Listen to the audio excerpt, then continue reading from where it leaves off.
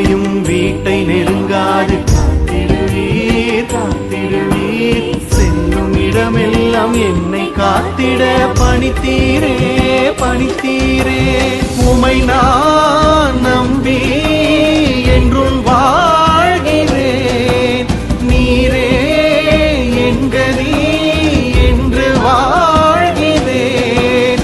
உமை நான் நம்பி என்றும் வாழ்கிறேன். நீரே என்கதி என்று வாழ்கிறேன்.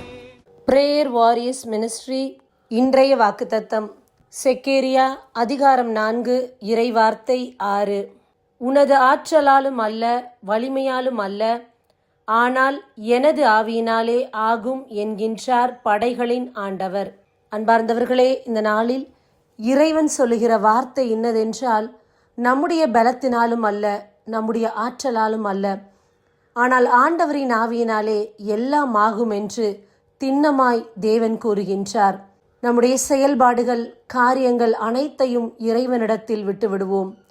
அவர் நம்முடைய காரியத்தை முன்னிருந்து செயல்படுத்துவார்.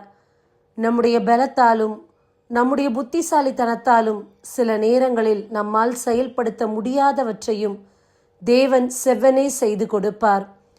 இந்த நாள் நமக்கு இனியதொரு நாளாக இருக்கட்டும். ஆவியானவர் நம்மை ஆட்கொள்வாராக. ஆமென்.